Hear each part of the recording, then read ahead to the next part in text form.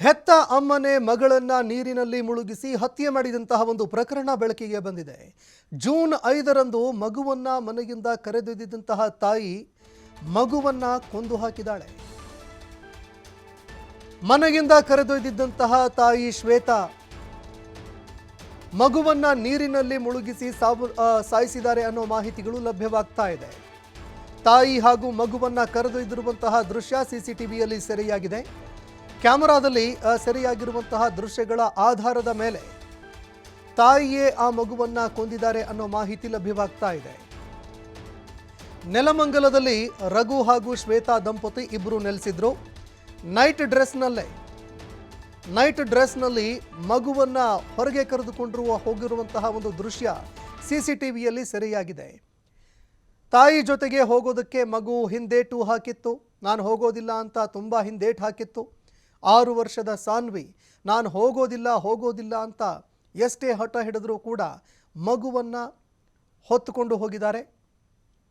ಎಷ್ಟೇ ಆತನ ತಂದೆಯನ್ನು ಕರೆದು ಅತ್ತು ಗೋಗರೆದ್ರೂ ಕೂಡ ಮಗುವನ್ನು ಬಿಡದೆ ಆ ಕಿರಾತಕ ತಾಯಿ ಅಲ್ಲಿಂದ ಮಗುವನ್ನು ಹೊತ್ಕೊಂಡು ಹೋಗಿದ್ದಾರೆ. ಮನೆಯಲ್ಲಿ ಪತಿ ಹಾಗೂ ಅತ್ತೆ ಇದ್ರೂ ಕೂಡ ಕೇರ್ ಮಾಡದೆ ಮಗುವನ್ನು ಕರೆದೊಯ್ದಿದ್ರು. ಬೆಂಗಳೂರಿನಿಂದ ಮಗುವನ್ನು ಕರೆತಂದು ಜೂನ್ 8ರಂದು ಮಗುವನ್ನು ಹತ್ಯೆ ಮಾಡಿದ್ದಾರೆ.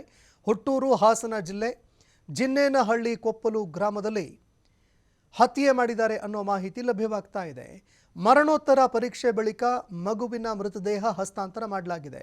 ನಿನ್ನೆ ರಾತ್ರಿ ಮಗುವಿನ ಮೃತದೇಹ ಪತಿಯ ಮನೆ ಶಿವಮೊಗ್ಗಕ್ಕೆ ಸ್ಥಳಾಂತರ ಮಾಡಲಾಗಿತ್ತು.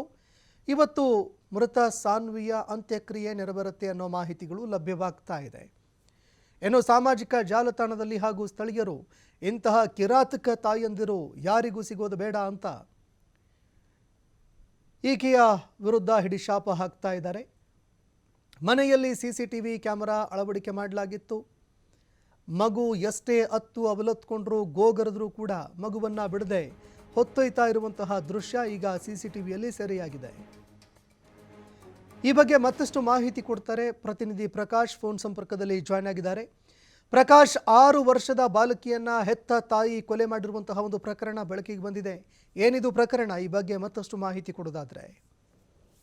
ಹಾಸನ ಜಿಲ್ಲೆ ಚನ್ನರಾಯಪಟ್ಟಣ ತಾಲೂಕಿನ ಜಿನ್ನೇನಹಳ್ಳಿ ಗ್ರಾಮದಲ್ಲಿ ಕೂಡ ನಿನ್ನೆ ಮಗುವನ್ನ ಹೆತ್ತ ತಾಯಿಯೇ ಕೂಡ ನೀರಿನಲ್ಲಿ ಮುಳುಗಿಸಿ ಕೊಲೆ ಮಾಡಿರುವಂತಹ ಘಟನೆ ನಡೆದಿತ್ತು.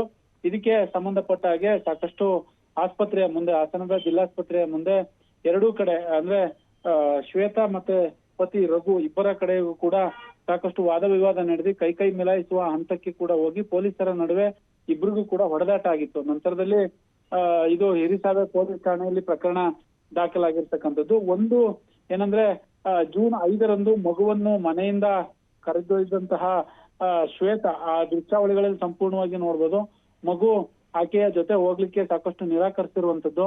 ಆದ್ರೂ ಮಗುವನ್ನ ಆಕೆ ಕರ್ಕೊಂಡು ಹೋಗ್ತಾ ಇರುವಂತಹ ದೃಶ್ಯ ಸಿಸಿಟಿವಿಯಲ್ಲಿ ಈಗಾಗಲೇ ಸೆರೆಯಾಗಿರ್ತಕ್ಕಂಥದ್ದು. ಆ ದೃಶ್ಯ ಈಗಾಗಲೇ ವೈರಲ್ ಆಗಿದೆ.